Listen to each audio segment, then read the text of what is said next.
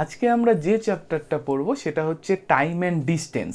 ম্যাথের ক্ষেত্রে খুব ইম্পর্টেন্ট এবং সব থেকে বেশি আসা চ্যাপ্টার আমি বলেছিলাম তিনটে, সেটা হচ্ছে profit loss, time and work আর time and distance. Time and distance থেকে যে কোনো পরীক্ষাতেই প্রচুর ম্যাথ আসে। আমি বলেছিলাম আমাদের ম্যাথের ক্ষেত্রে আমরা দুটোই বেসিক চ্যাপ্টার করব, সেটা হচ্ছে একটা রেশিও প্রপোর্শন, একটা পার্সেন্টেজ।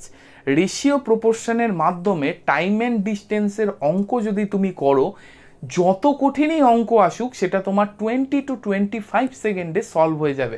আমি হয়তো 25টাও বেশি বলে ফেললাম, আরও কমে সলভ হবে। কিন্তু তুমি যদি বেসিক অ্যাপ্রোচের মাধ্যমে টাইম অ্যান্ড ডিস্টেন্স করো তাহলে কিন্তু সময়সীমাটা 50 থেকে 55 সেকেন্ডে চলে যাবে পার অঙ্ক পিছু। যদিও আমি অঙ্কগুলো করাবো যখন, তখন তোমাদের বেসিক অ্যাপ্রোচটাও সঙ্গে দেখিয়ে তারপর রেশিও অ্যাপ্রোচটা দেখাবো। আমি চাই তোমরা যেন তোমাদের বেসিক অ্যাপ্রোচটাও মনে থাকে। বাই চান্স কোনো অঙ্ক তুমি যদি রেশিও দিয়ে ধরতে না পারো তাহলে বেসিক অ্যাপ্রোচ দিয়ে যেন তুমি সেটা করতে পারো।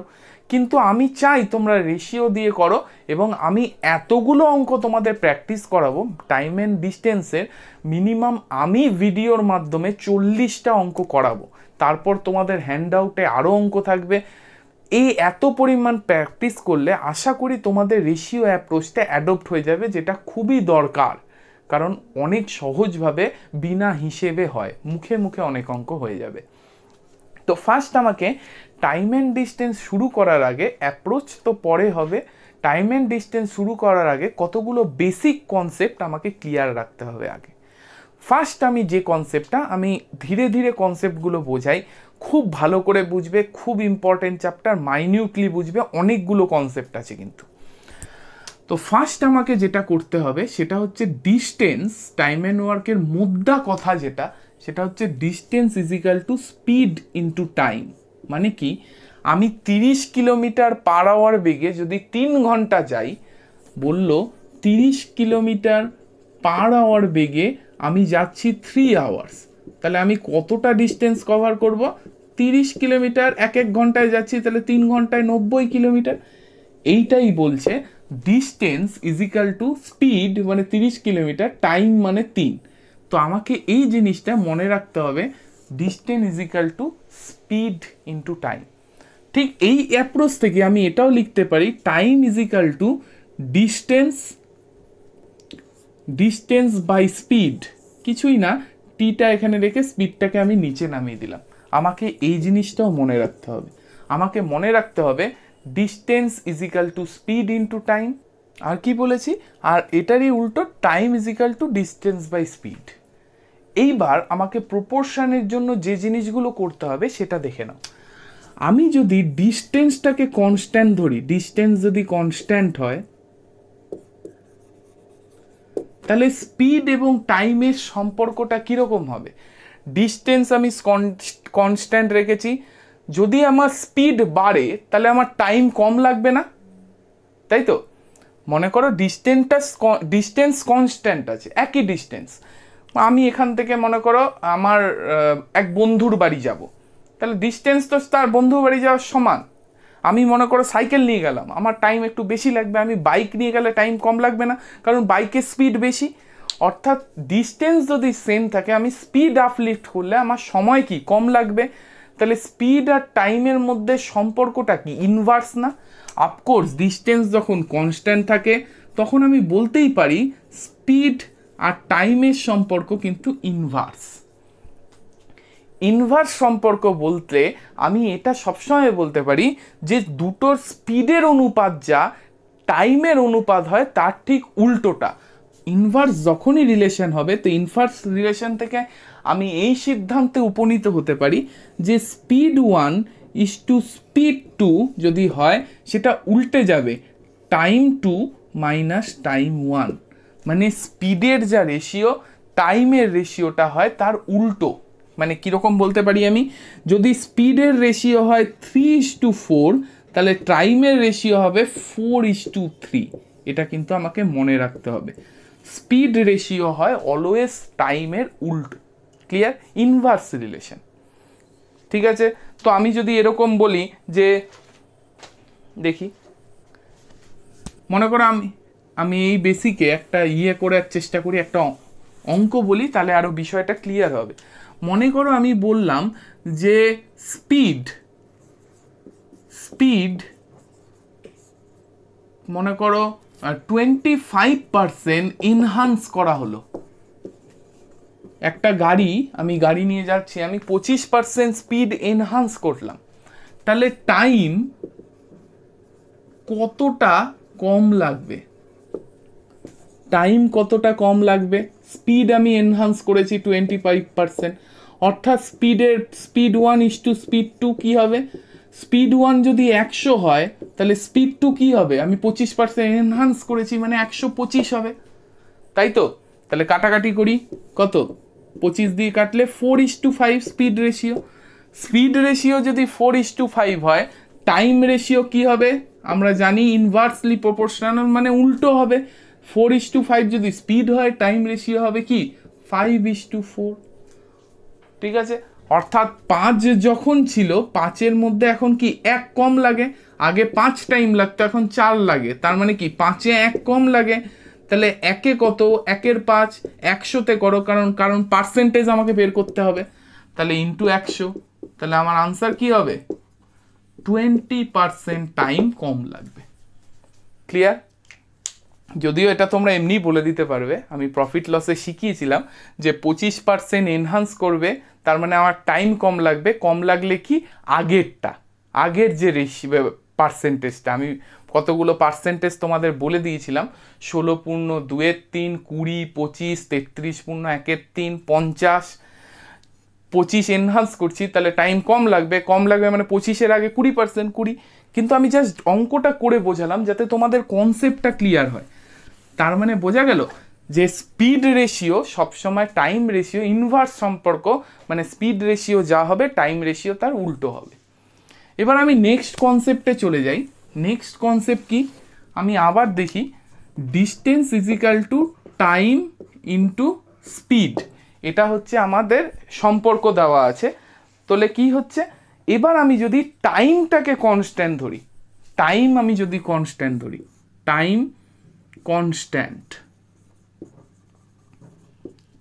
কনস্ট্যান্ট, ঠিক আছে, তাহলে আমি কি লিখবো?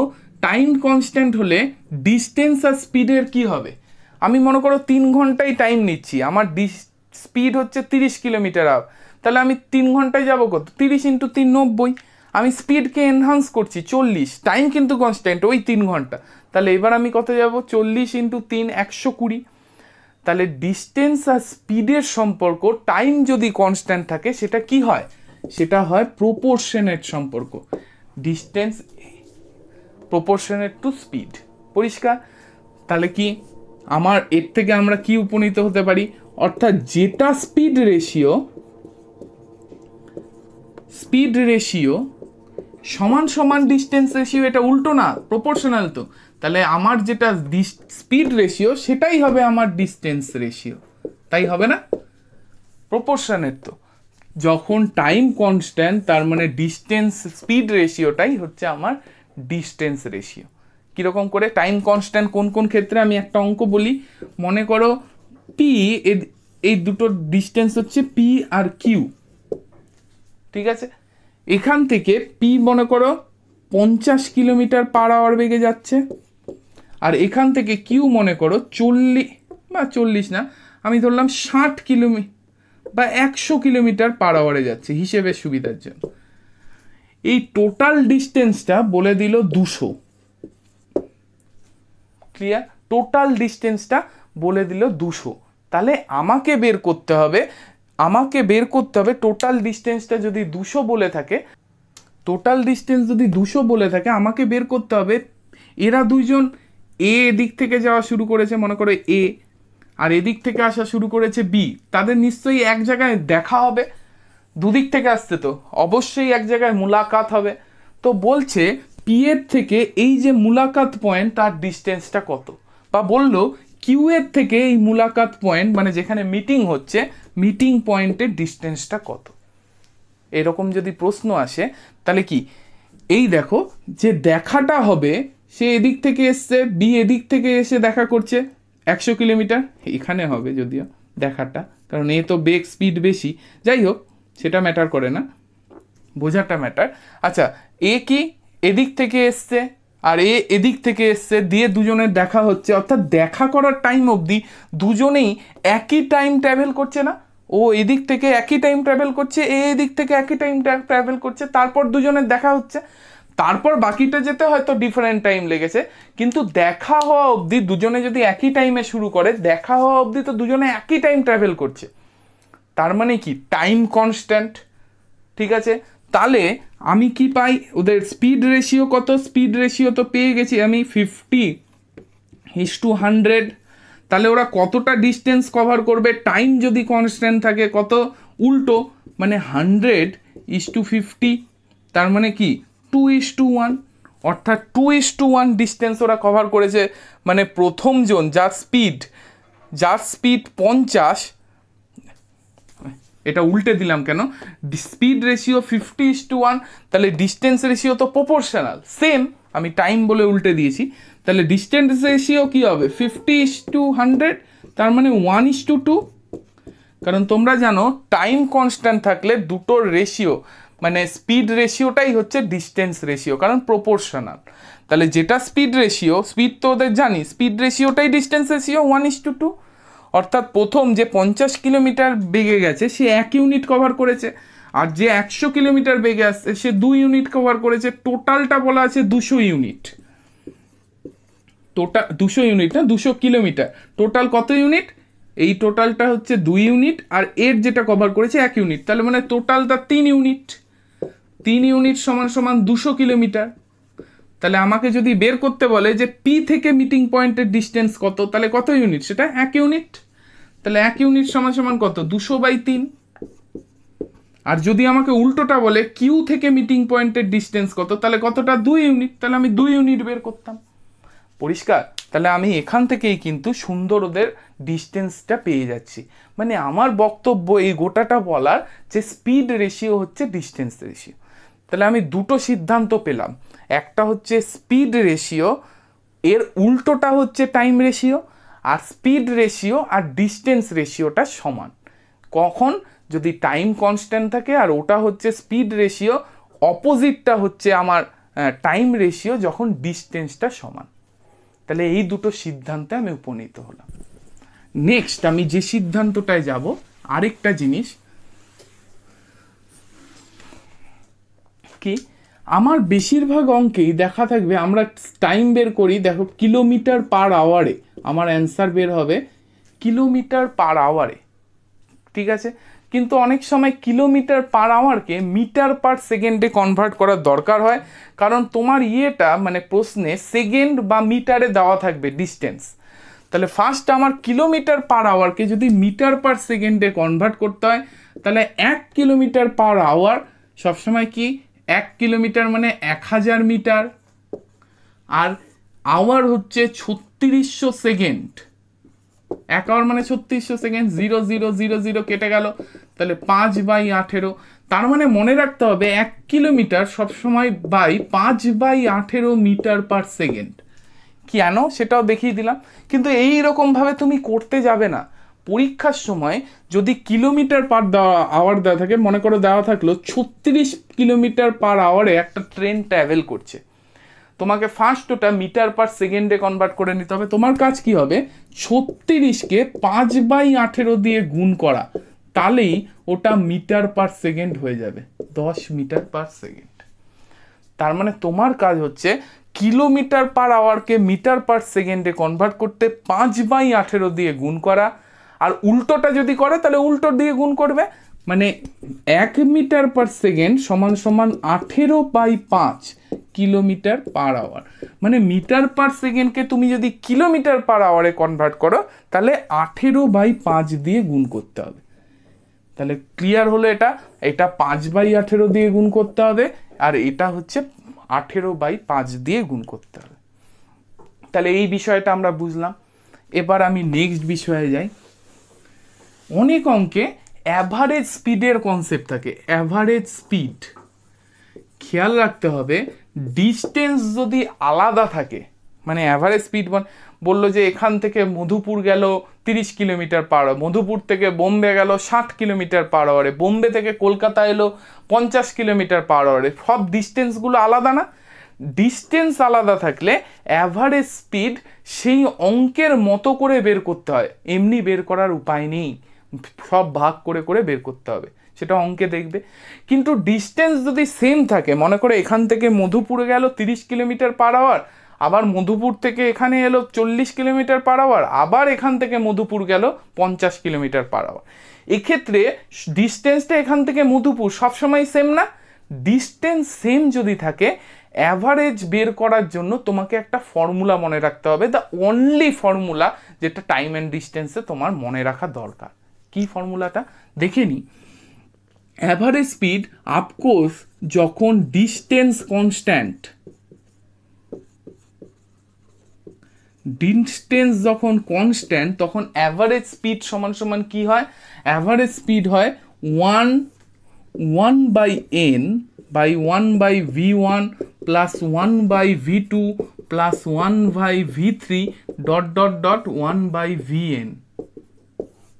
এটা আমাদের প্রবণতা আছে, দুইটা স্পিড দেওয়া থাকলে আমরা পড়ি 2xy x প্লাস ওয়াই, তিনটে থাকলে তাহলে ভয়ঙ্কর, আরও চারটে থাকলে হিসেবই করা নেই আমার, আমি ওগুলো পড়বো না আলাদা আলাদা, আমি একটাই ফর্মুলা পড়বো, সেটা কি 1/n 1/v1, মানে স্পিড দেখো একটা দুটো তিনটে চারটে যতগুলো থাকুক, যদি 3 রকম স্পিড থাকে তাহলে n সমান সমান 3 হবে, আর এখানে v1 v2 v3 থাকবে।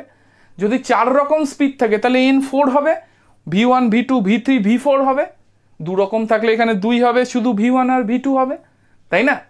তা এইটা আমি শুধু মনে রাখবো, গোটা 1/n 1/v1 v2 v3 যতগুলো থাকবে, আর n হচ্ছে যতগুলো স্পিড ততটা শুধু আমি বসাবো নাম্বার। এবার আমি দেখো ওই যে ফর্মুলাটা আমি কি পড়েছিলাম 2xy x প্লাস ওয়াই, এইটাকে আমি একটু এইভাবে প্রয়োগ করার চেষ্টা করি, দাঁড় করানো। এখানে কি দুটো স্পিডের ক্ষেত্রে এই ফর্মুলা, তাহলে এখানে আমি পুট করি যে বাকিটা মুছে দিয়ে দুটো স্পিড শুধু রাখি, তাহলে এখানে কি হবে, দুটো যেহেতু স্পিড n তাহলে 2 রকম স্পিড, তিনটে স্পিড থাকলে n 3 হতো, তাহলে এখানে কি হচ্ছে 1 নিচে half v1 v2 v1 plus v2, এই যে v1 v2 লসাগু করলাম, এটা v1 আছে তাই v2 থাকবে, এখানে v2 আছে তাই v1 থাকবে, তাহলে v1 প্লাস v2, উল্টে দাও 2v1 v2 by v1 plus v2, এটাই আমি এক ফর্মুলা হিসেবে এটা দেখাচ্ছি যে 2xy x প্লাস ওয়াই।